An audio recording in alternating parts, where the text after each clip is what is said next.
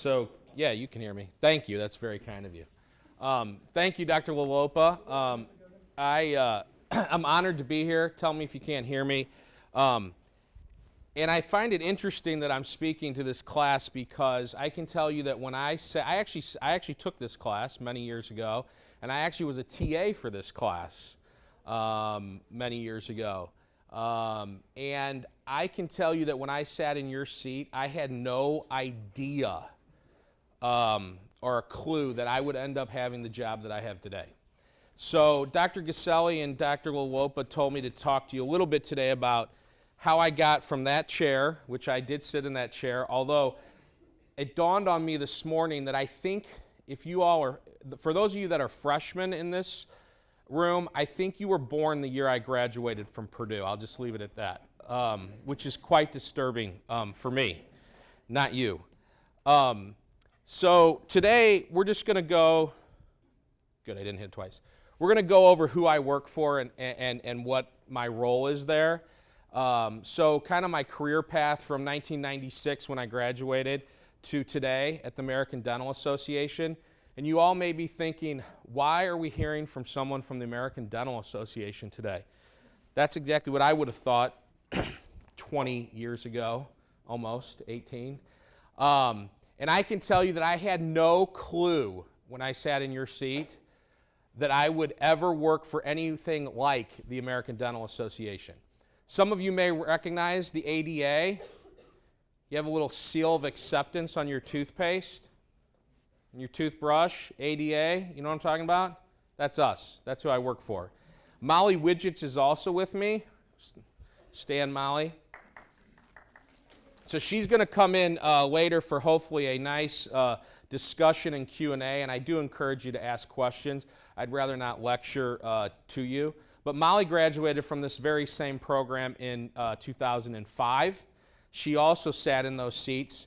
And we're going to talk a little bit about how she ended up from that chair working, and we actually work together. I don't like to say Molly works for me because I don't think that is a good way. We're colleagues, but Molly does report to me at the ADA, along with about 21 other meeting folks. Then I'm just going to go through a few little suggestions I have for the group, things to think about. Things that I wish I knew back when I was in your chair I would have done differently probably. And then a little open discussion Q&A. So I am the Managing Vice President of Conferences and Continuing Education. But I have a degree in hotel, well, you guys call it something different. But I was here when it was RHIT, Restaurant, Hotel, Institutional, and Tourism Management. That's my degree. So how am I now at the American Dental Association? Not only am I in charge of meetings and a few other things that you could sort of draw the connection to in terms of the degree here, but I'm also in charge of continuing education. And if you're a licensed dentist in the United States, depending on what state you're licensed in or states, you may have multiple licenses, you're required by the state boards to take X number of hours a year or every other year in continuing dental education to maintain your license. And what that does is that helps protect the public. So that helps keep your dentist up to speed on the latest techniques, science, procedures, materials, etc. And each state regulates that. And my division puts on hundreds, literally hundreds, of continuing education courses. Now, I can tell you I know a lot more about dentistry and optometry, but we'll get to that, than I ever thought I would sitting in your seat. I know more about dentistry than I want to know about dentistry. But I had to learn because it's part of my responsibilities. I'm not a dentist. You would not want me as your dentist. But my division does put on lots of courses. In addition to that, we have a very large annual meeting. Our meeting ranges in attendance.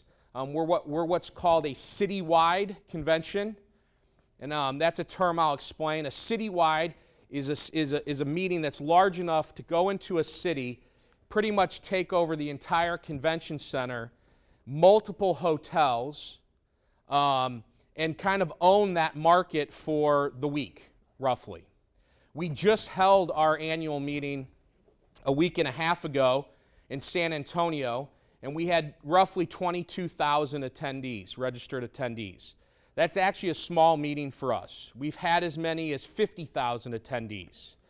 50,000 people traveling to a destination, or even our average is in the 30s, mid-low 30s, is a huge event for any city. In San Antonio, we had 52 hotels under contract. So that's 52 hotel contracts to manage, to book, to maintain, to shuttle from, to collect commissions from, et cetera, et cetera. That's a monumental task. Next year in Washington, D.C., where our meeting will be, we'll have roughly 40 hotels in our block, and we'll own the entire convention center, and probably 12 of those hotels, the closest ones to the convention center, will own all of their meeting space as well, and we'll put different events, continuing education, et cetera, in the close-by hotels to make it convenient for the 30-plus thousand people to go back and forth from the convention center and their hotel. I also manage an in-house conference center. Molly actually oversees that division. So this is where my hotel and food and beverage experience comes in. So the ADA has over 750 meetings a year inbound to our facility in downtown Chicago. Of those, about 300 have some sort of food service or audiovisual service, ballpark, and we manage that. So Aramark is our food service provider. It's outsourced. Molly is right now leading an RFP process, a request for proposal process. We're bidding out those services to see if we want to continue with Aramark or some other organization, making sure we're getting a good deal. But we actually do meeting planning both directions at the ADA. We do meeting planning outbound, like at our annual meeting when we're going to a city and we're planning that very large convention, and then we actually deliver meetings that are inbound to the ADA. Most of our meetings at the ADA are board and committee type meetings, 20, 25 people. They stay at the Ritz-Carlton, which is directly across the street from us, and then they meet in our conference center. So we also run a cafe, much like the cafe over in Marriott Hall. Our building, the ADA owns its building. It's right off of Michigan Avenue at the Water Tower. If you're ever in Chicago or coming to Chicago, please send us an email. Joe will share my info afterwards. I mean that. Come and take a tour. We have really amazing meeting facilities. But we run a cafe because our building is 22 stories tall and we own the whole thing. However, only about 40% of it is actual ADA staff. The rest of it is random tenants, and so we provide that food service option for them to grab lunch or whatnot inside the building. Travel services also reports to me. So we do about $3 to $3.5 million in airplane ticket purchases for ADA-related travel each year. We also do, we have a car rental program, a hotel program, an international hotel program with Hyatt Hotels, where if you're a member or a friends and family, if you will, or you just call me, you can book any Hyatt in the world any day of the week for 10% off their lowest published rate. And ADA actually gets a 10% rebate off of that, and the individual saves 10% on their room nights. Production and monetization of continuing dental education. I kind of already went over that, but we literally put on hundreds of courses in dental education.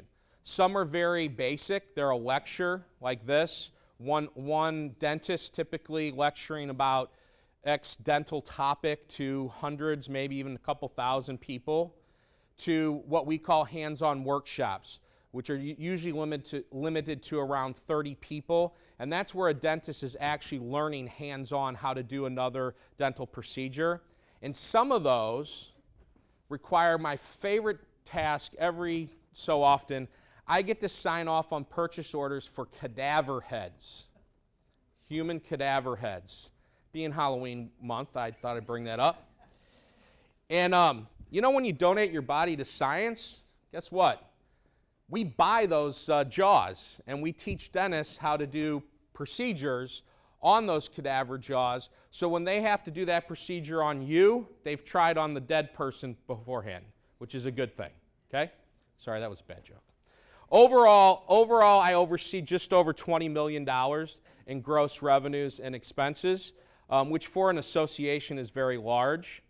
The ADA is one of the oldest professional organizations in the United States. In fact, we're 155 years old this year. We have roughly 157,000 members. All of our members are dentists. You have to be a dentist to be a member of the ADA. And that represents mid-60s, upper 60% of all dentists in the United States.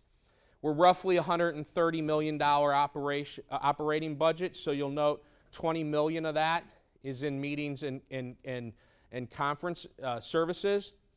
That's actually a pretty large percentage, but for a lot of associations, that's a very small percentage. There are many associations. I mean, there is an association for everything. I mean, everything. I just met the other day the executive director of the Flute, the National Flute Association. I said, like, flute? She goes, yeah, like flute. So, I mean, there's an association for everything. Trust me. A lot of those associations, a huge percentage, 75, 80, 90% sometimes, of their operating incomes come from their meetings. Okay? This is a business you're running. Our annual meeting nets anywhere from $2.5 to $5 million a year for the association. That's all expenses paid, money to the bottom line. That money helps the association do all sorts of other things, including like the seal of acceptance on your toothpaste, for example. Our mission is simple. We help our members succeed. So we help dentists succeed throughout their careers. Molly and I do that very indirectly through putting on events and meetings that, one, provide quality education and a quality experience, and two, provide net profit for the organization to allow us to fund other programs that help our members succeed as well. So my ADA and me, I had no clue when I was sitting in your seat that I would work at the American Dental Association. I didn't even know that this position existed. My understanding from Dr. LaLopa is there is a large interest in event planning here, okay? And we'll get into that, but meetings and event planning to me is a single event like a wedding, a golf tournament. You know, it's typically one focus, one event, maybe one day, whereas meetings are a group of events happening simultaneously over a short window of time. I tell people, like 2 weeks ago at our annual meeting, I had some board members say, you know, I don't know how you guys do it and whatever. And I said, well, the great news if you're really good at planning meetings is that everything goes off smoothly. The bad news is nobody notices. You rarely get a pat on the back, a good job, or whatever, because the expectation is that everything's going to run smoothly. So when it does run smoothly, nobody notices. When one little thing goes wrong out of 4 million little things, you will hear about it.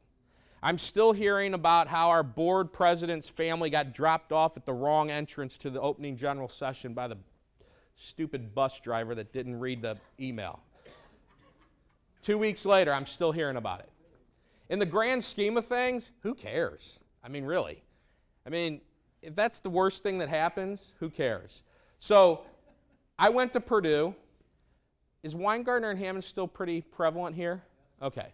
So when I was in school, all we talked about was, do you want to go food and beverage or restaurant, or you want to go the hotel way? That's how everything was positioned. So I definitely thought I wanted to go the hotel way. I did 2 internships for Weingartner and Hammonds, and I was hired by them. Interestingly enough, I ran a lot of their food service operations inside of a hotel. So be careful when you say, I want to go the food path or the hotel path. You never really know what you're going to end up doing in either. Eventually, I went to work for a company called Conferon. They no longer exist. They're now called Experiant, E-X-P, oh, is it up on the slide? Yeah, it's up there. Experiant. It's funny because your spell check will change that to experiment, which at the time when they merged the companies, which is about when I left, I kind of thought it was a big, giant experiment.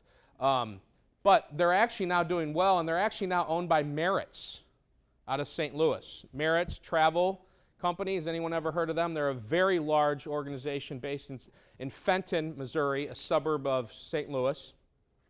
They're known for incentive travel, meaning corporations might send their top 100 salesmen and women on a trip if they, meet certain numbers. That's part of our business too. That's event planning, that's meeting planning, but we call those incentive trips. But now they're a much larger company, and they do own Experiant. Experiant is, I'd say, the largest third-party meeting planning company, definitely now that Marriott owns them, in the United States. Molly worked for Experiant after college. I worked for Conferon, who became Experiant. And that's another career path for you guys to consider. What they do is many companies or organizations will outsource part or all of their meeting planning functions to them. They're experts in booking hotels, signing hotel contracts, negotiating with hotels, even doing logistical planning for clients on site.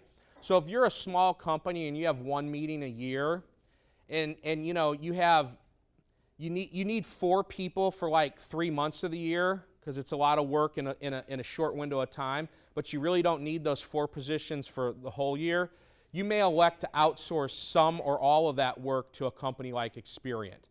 And that's a route for you guys to consider too. The nice thing about being or having third-party meeting planning firm experience is typically you end up with customers in a wide variety of industries. In fact, the American Optometric Association right above there, boy, that was a nice segue, wasn't it, Joe? It was almost like I planned it. The American Optometric Association was one of my largest clients at Experiant. I managed all their meetings for them. I booked their hotel contracts. Those are eye doctors, obviously. It's based in St. Louis, and that's my hometown, and I went back home when I took the job at Conferon.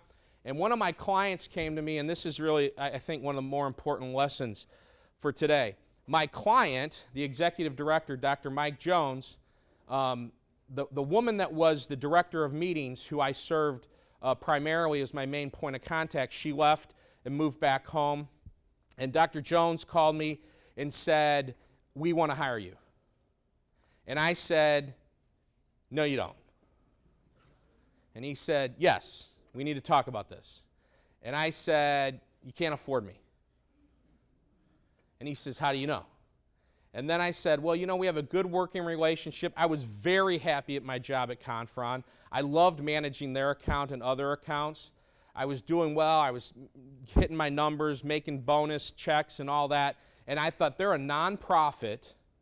There's no way I'm going to go to work for them because they're not going to pay me enough. And 2, I didn't even want to have the conversation with them because they were my customer. And I didn't want to have a conversation with them and then say, "You know what, I'm not interested," and have that impact the relationship with a customer. Okay? These people have been very good to me. They had been a customer of Conferon's for 15 years at that point. Now they've been for 25 plus. So I went home after he called me the second or third time, I don't know. And my wife says, and this is the real lesson today, listen to your wife. It's always good, trust me. You're going to end up listening to them anyway, so just do it from the beginning, okay? Saves a lot of pain and anxiety.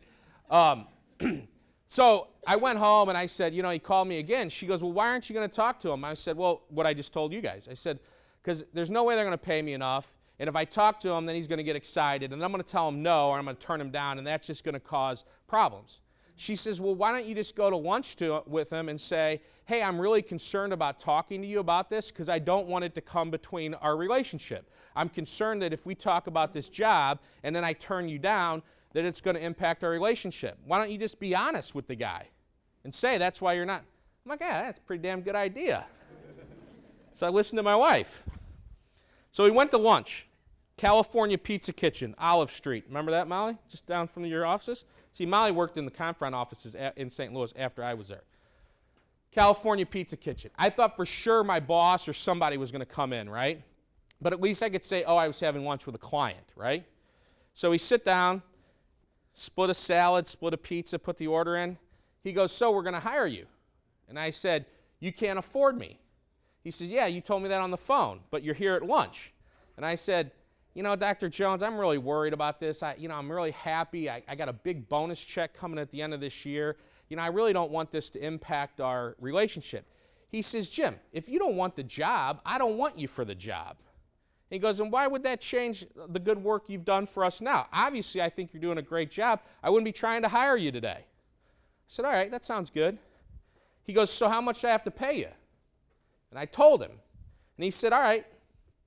And I said, can I give you a new number? And he said, nope. I said, damn.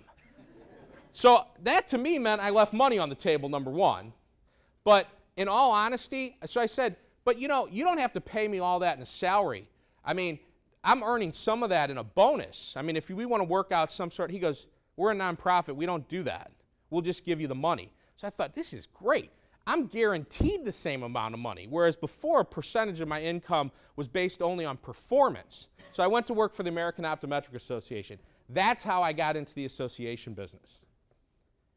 And if I would have done what I thought I was going to do and not talk to them because I didn't want to upset a customer, I wouldn't be here today.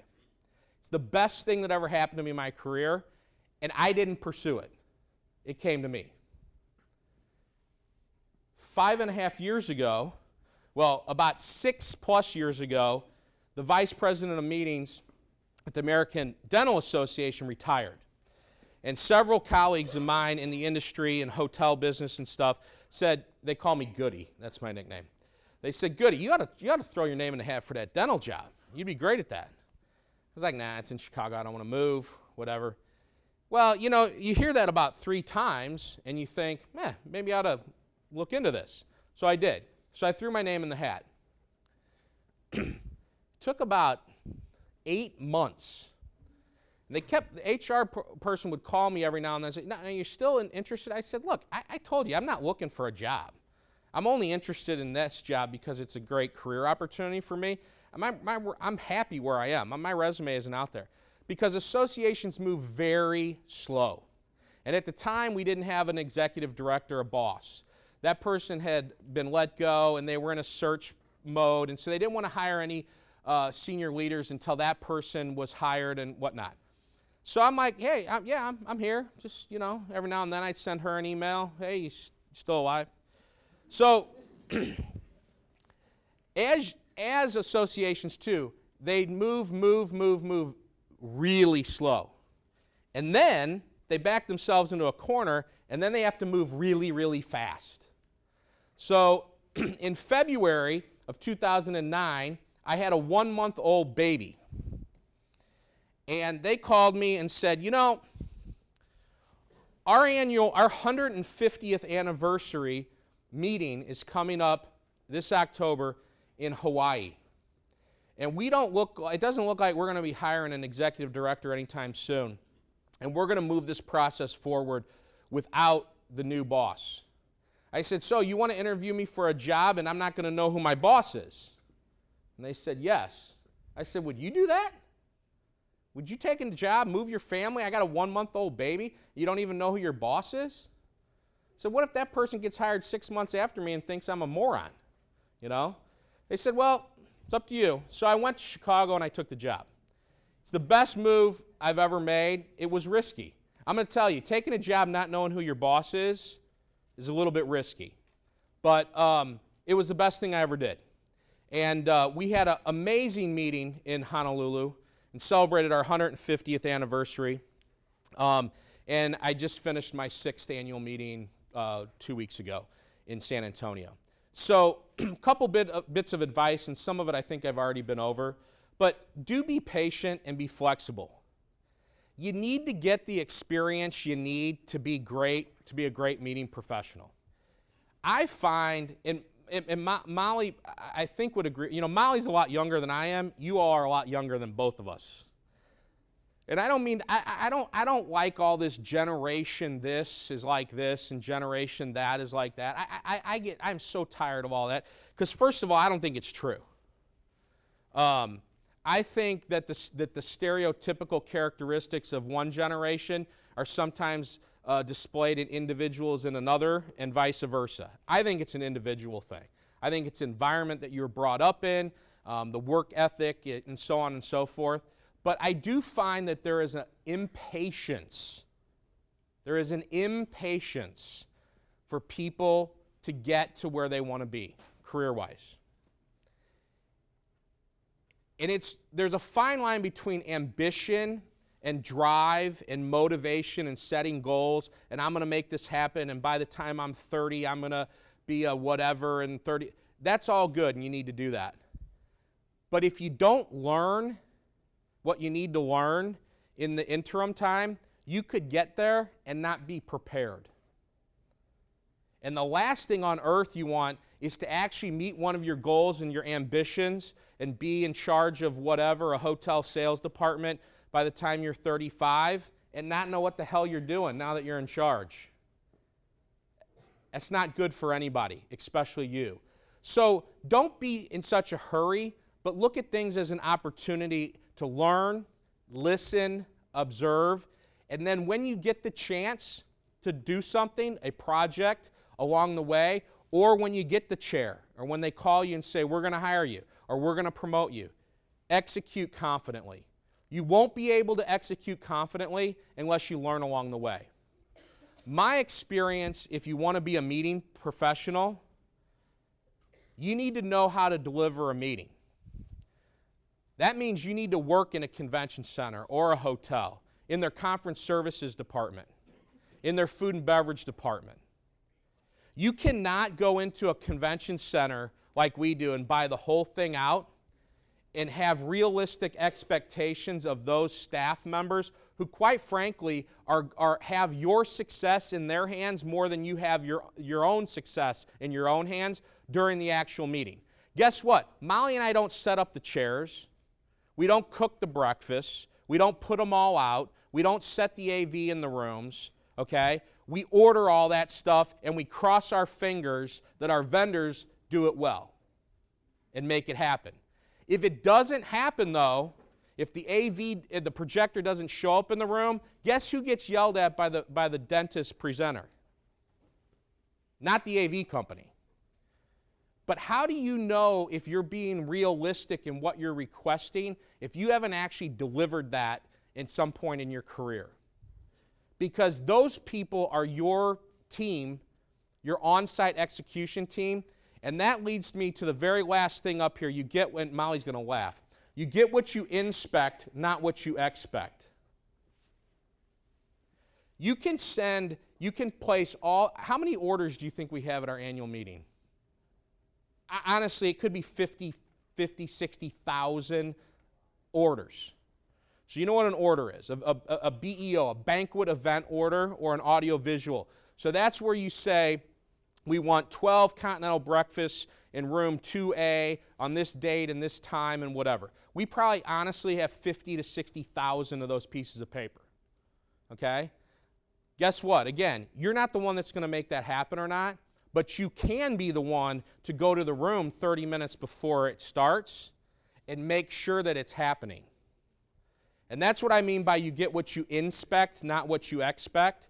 You could have talked about the bus dropping the family of the president off 4 times and sent 4 emails and gone over it with the shuttle company 4 times. And guess what happened?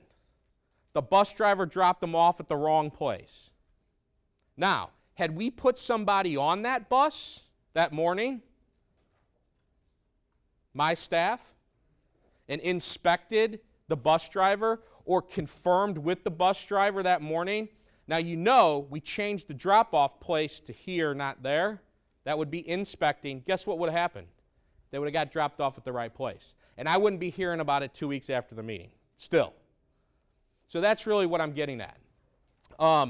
You need to have some fun. You need to be a problem solver, okay? You need to be someone who can think quickly on their feet, take past experiences and apply it to current situations and make things happen. Don't expect to start at the top. It's not going to happen, especially in the job market right now. I mean, the job market is getting a lot better. It depends on where you're going to work and what role. But there are a lot of very qualified people accepting, how should I say, jobs below their educational and or work experience levels. A couple little illustrative stories. I'm going to skip the Jay Leno. I'll just say this. I've seen Jay Leno in his boxer shorts, okay? He decided, we hired him in Seattle to be an entertainment event, and he really just kind of flew in on his private jet and flew out. That's the first time I've dealt with private jet companies, too. By the way, I mean, I would have never thought in your seat that I'd be booking private airplanes. It's a totally different world. They're expensive. Like, really expensive. But he decided, we had a room at the Hyatt. He was going to go there. He's a meat and potatoes guy. He likes to eat a filet and a baked potato and do his gig and get back on his plane and go back. This is before he retired from the Tonight Show. And they said, well, he's just going to come straight to the convention center, and he's going to go on, and he's going to leave. I said, well, but doesn't he need to change and all that? Yeah, I said, that's fine. He'll change in the green room. I said, well, there's no like setup in here. We don't have a bathroom. We don't have a mirror or anything for him. They said, he doesn't care, whatever. So I rush. I tell the decorator, hey, put a little drape there in the corner, put a mirror over there, maybe, at least maybe he can comb his hair, have a little privacy. He came in, sat down. I said, we've got the chef on standby. Do you want a steak and a baked potato? He said, that'd be great. And he stood up, and he took his pants off, and he changed right in front of me. It's like, wow. It's like, what, am I making you uncomfortable? I'm like, no, I just didn't expect you to change right in front of me. So that's one story. Hawaii 2009. Now, I told you we had a successful 150th meeting there, and we did. But I will tell you, it was my first meeting at the ADA. Doing a meeting in Hawaii is a whole nother ballgame. I love Hawaii. I've sat on the Hawaii Convention and Visitors Commission's advisory board for 6 years now. It's the best gig I have. Hawaii, Molly knows, is a very special place to me. I've been there many, many times, and I will go back there as many times as I possibly can. But Hawaii is a tough place to do a meeting, and Hawaii is a really tough place to do a big meeting. We're the largest and the second largest and the third largest meeting to ever be held in Honolulu, okay? Their convention center just isn't that big, okay? And we don't fit. But we do some things, and we work with the Bureau, and they actually pay us some fees to make us still make enough money. How am I doing on time? 5 after, we go till 20 after. All right, so I'll do till 10 after, and then we'll have 10 minutes, because I want Molly. So, but when we landed in Hawaii on site, to do the on-site, to actually have the meeting, they were under a tsunami warning. Then the next day, a homeless guy stabbed another homeless guy in the park that surrounds the Waikiki Shell. Anybody familiar with Honolulu? Anybody? Anybody from Hawaii? You are? The Waikiki Shell. It's the only venue of any size in Honolulu as far as to do an event or a concert or anything like that, but it's outdoors. And a lot of it is grass. It's like one of those there's seats down in front and then like a grass hill. You've been to places like that here. So one homeless guy kills another homeless guy in the park that surrounds the shell. So we're on a short setup time anyway. We have, who was our speaker? I can see him. You weren't there. Hold on. Sidney Poitier, who's by far the best speaker I've ever hired in my life, by the way. But they're telling us, well, we can't set up because it's a crime scene. And we already had a day less of setup. Like, that's not going to work. So you have to get the mayor and the convention bureau involved. Then when we get into the facility, there's chickens running around the place. And Hawaii chickens? A lot of wild chickens in Hawaii. I said, get the chickens out of here. And they said, well, they live here, Mr. Goodman. I'm like, not when I'm renting the place, they don't. I didn't sublease to any chickens. I'm like, get them out of here. We can't have, and they said, well, what do you want us to do to them? I said, I don't care if you shoot them, poison them, round them up, cook them in the concession stands over there, but we can't have wild animals running around here during our event. So a few hours later, you heard the dog catcher vans in the area with all these chickens squealing in the back of the. It was awesome. Then I got hit by a shuttle bus. I had the whole right side of my rental car ripped off, and the guy took off. Then we had a very, very unfortunate happening. We had an attendee murdered. She actually was murdered, and she was thrown into the ocean right off of Waikiki Beach. And weirder than that is she actually washed ashore literally below my hotel window. I was staying at the Royal Hawaiian, the famous pink hotel, if any of you have been there. It was awful. This murderer had been released that morning from a federal holding prison. He should have actually gone to jail, and the judge gave him one more chance, and he strangled one of our attendees that night, within 24 hours of being released from jail. Then we had another tsunami warning, and I have never wanted to come home from Hawaii more in my life. Actually, I've never wanted to come home from Hawaii ever, except that time. There is nothing that they can teach you here at Purdue that can help you be prepared for that kind of week. Nothing. There is nothing that anybody can teach you to what do you do for the family who's back in New Mexico, who you have to notify, well, the police actually had, but you have to figure out, and we actually flew the entire family over to Hawaii. And our chief legal counsel said to me, don't go overboard, we don't want to take responsibility for this murder. And I said, we need to do the right thing. It's not about who's responsible. We clearly aren't responsible for this. You need to do the right thing. And so we flew the whole family over. We flew them over several more times when they actually caught the guy, and he eventually was convicted, and he's spending the rest of his life in Hawaii prison. I'm going to skip the tote bags a little bit, other than just to say that 2 weeks ago at our meeting, we arrived in San Antonio on Sunday night, and on Monday, dentists really love tote bags, okay? It's the weirdest thing in the world. I mean, there are these little bags you get at a conference, to put free stuff in. And a few years ago, I said, let's just get rid of them. I mean, they're environmentally unfriendly. They're a waste. We always had, well, that was a mistake. So we definitely have tote bags. But this time, we get in late Sunday, Monday afternoon, we find out that our tote bags have burnt up on the Port of Los Angeles 2 weeks ago. But no one bothered to tell us. So I'm like, great, that's a great excuse to say we don't have tote bags. They burnt up. So there were a lot of songs like, how can we sleep while the tote bag's burning? Midnight Oil, anyone? That's way before your time. Joe, you get that one, right? Yeah. Anyway, so how do you get 20,000 tote bags in 48 hours' time? Well, thank God we have a good working relationship with Land's End, and they made it happen. So that's my tote bag story. Again, they can't teach you that there. So 17 minutes with the president. So I have had the great pleasure to meet every living former president except George H.W. Bush, the senior. I've met Bill Clinton. I've met, Jimmy Carter. And 2 weeks ago, we hired George W. Bush to speak at our meeting.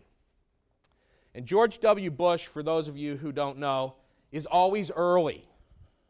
He's the opposite of Bill Clinton, who's always late. And Bill Clinton was late.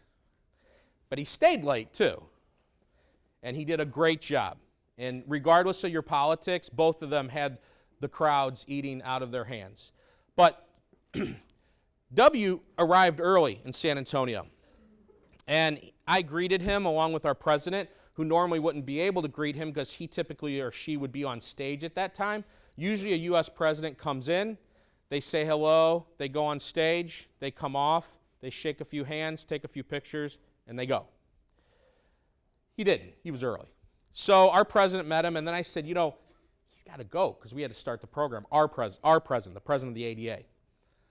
So W cracks open a Diet Coke and says, sit down, let me buy you a Diet Coke. What do you do when a U.S. president says, sit down, let me buy you a Diet Coke? You sit down and you drink a Diet Coke. Even if you don't like Diet Coke, you drink a Diet Coke. And you sit down. So I took my earpiece out of my ear, I had my radio on my back, and I knew my staff, Caesar is his name, who really runs this event, I knew he was like, where in the hell did Goodman go? I mean, it's crunch time. This is our opening general session. We have 9,000 people out there, huge stage, whatever. I spent 17 minutes with George W. Bush about this far apart. He was sitting there and I was sitting here. I got to tell you, regardless of your politics, it was the most surreal experience of my life. We chatted about everything under the sun, and he's a really funny dude, I got to tell you. He's a really funny guy. We laughed, we joked. He did a great job on stage. And I'll just tell you one little story. After I sat down, he was talking, and he says, what, are you nervous? And I said, well, you know, you are a U.S. president, after all. He goes, oh, hell, just call me George. And I said, yeah, that's not going to happen, Mr. President. And he goes, what's so funny? And I said, well, I have a 5-year-old daughter, and my wife had come down for the meeting. And I said, you know, my 5-year-old and my wife are hopefully going to meet you after the event. And my 5-year-old has been a nervous wreck for like 2 weeks talking about meeting the president and what am I going to say. And now here I am, the 40-year-old, meeting the president, and I'm the nervous one. And he goes, how old's your daughter? I said 5, she'll be 6 in January. Oh, great. He goes, hey, Clay. Secret Service agent comes back in. He says, go to the truck. Get him one of those really nice female pins. Like, female pins? What the hell is he talking about? So the Secret Service agent goes to the Suburban, comes back with this little presidential pin. There's a female version, you know, that old stick pin that goes down versus a pin that goes like this, the male version that goes in. Anyway, my wife told me about that later. I didn't know what the hell it meant. But he goes, here, give this to your daughter, and then she'll know what to say to me when she meets me, and she won't be nervous. Say, the president wanted you to have this before you met, and then she'll know to say thank you. And then she won't be nervous anymore. It was amazing. I got to tell you. It was amazing. Clearly, he's done this before. So, with that, let's open it up, Q&A. Sorry, I'm already at 15. Figures, Molly. I have a question for you. Yes. Do you believe in study abroad? Oh my God. Howie Adler. Yeah, this was after they took the person out by helicopter that like broke her back or whatever. I absolutely believe in study abroad, and I think I had that in my slide, and I should have said it. I went on 2 study abroads here at Purdue, and that was kind of study abroad in its infancy. This was the famous trip to Australia with Howie Adler. My wife now was also on that trip, and we also went on a trip to Oxford Brooks between freshman and sophomore year. So yes, if you get a chance to travel, do it, because you'll want to travel the rest of your life. Any questions, or are you guys just running? We're getting ready to go. I feel bad. I didn't add. If you'd like to speak to Mr. Goodman, please come on down. He'll be here. Yeah, can I say one more thing, though? PCMA, student chapter. So if you really are interested in being a meeting professional, what was it called until a few weeks ago? The PEPS is now being converted into a student chapter of PCMA. PCMA stands for Professional Convention Management Association. I'm a past board member of that. Molly is on one of their committees. Get involved in that and go to the PCMA annual meeting at least once or twice during your tenure here, because you will get a real flavor and meet thousands of meeting professionals. And I'm really glad that Purdue now has the student chapter back of PCMA. Highly recommend that.